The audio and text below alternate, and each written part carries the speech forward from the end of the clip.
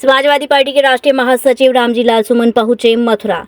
शनिवार को समाजवादी पार्टी के राष्ट्रीय महासचिव श्री रामजी लाल सुमन सांसद राज्यसभा जनपद मथुरा के गांव भरतिया पहुंचे, जहां बाबा साहब डॉक्टर अंबेडकर जी की प्रतिमा को क्षतिग्रस्त किया गया है। वह डेहरुआ, जहां दलित समाज की बारात को घोड़े चढ़ने से रोका गया। इन दोनों गाँवों में जाकर अपना विरोध प्रदर्शन किया। वहीं वर्तमान सरकार पर निशाना साधते हुए कहा कि वर्तमान सरकार में कानून व्यवस्था की धज्जियां उड़ाई जा रही हैं। भरतिया में आए हैं और 4:05 की रात को उत्साही लोगों ने यहाँ बाबा साहब डॉक्टर अम्बेडकर की प्रतिमा को तोड़ा। और ये सिर्फ बाबा साहब डॉक्टर अम्बेडकर की प्रतिमाएं नहीं टूट रही हैं, पूरे देश और समूचे उत्तर प्रदेश में एक विचार को तोड़ने का काम किया जा रहा है, एक मनोवृत्ति को तोड़ने का काम किया जा रहा है। बाबा साहब डॉक्टर अम्बेडकर महान थे। उन्होंने कमजोर वर्गों को सम्मान की जिंदगी जीने का रास्ता बताया।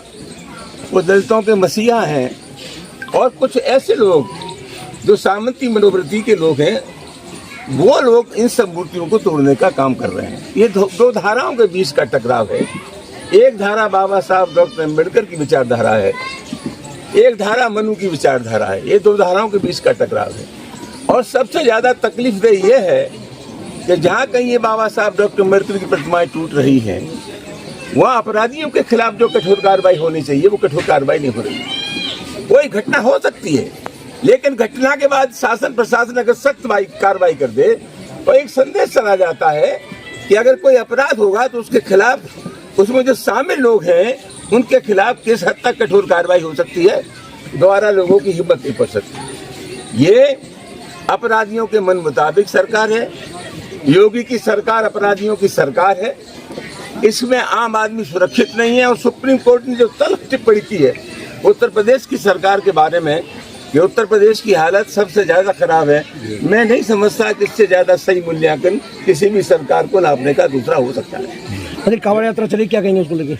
मुझे क्या कहना कांवड़ यात्रा के बारे में, मैं सिर्फ इतना ही कहना चाहता हूँ कांवड़ यात्रा हो रही है, जोर शोर से हो रही है। और सरकार इन कांवड़ यात्रा को और चाहती भी फूल बरसेंगे और जोर तोड़ से होने चाहिए। मैं जगह जगह बोर्ड लगाए गए, मैं क्या बोर्ड लगाएंगे, क्या नहीं बोर्ड लगाएंगे, लेकिन जो मेरी थोड़ी बहुत बुद्धि है उस हिसाब से मैं कह सकता हूँ कि जितने भी धार्मिक कार्यक्रम हैं उन धार्मिक कार्यक्रमों को बहुत आलीशान तरीके से मनाया जा रहा है। इसका सीधा मतलब है कि लोग भूख प्यास बेबसी लाचारी गरीबी को भूल जाएं और इन तमाशों में लगे रहें, चाहे धार्मिक उत्सव कोई भी हो।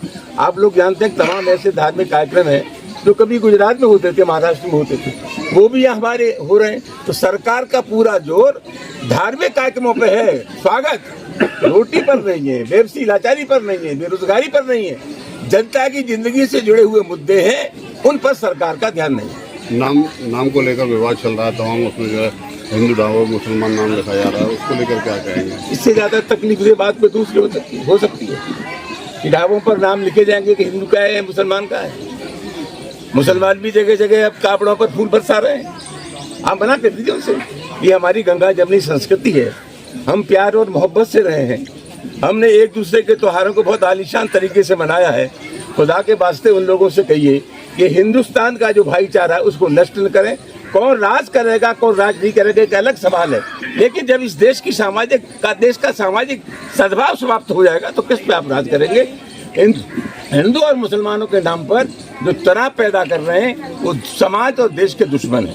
मंत्री ठाकुर बाबा की बेशकीमती कोठी जो है डाली गई जेसीबी लगाकर, क्या मुझे जानकारी नहीं है, कानून अपना काम करे।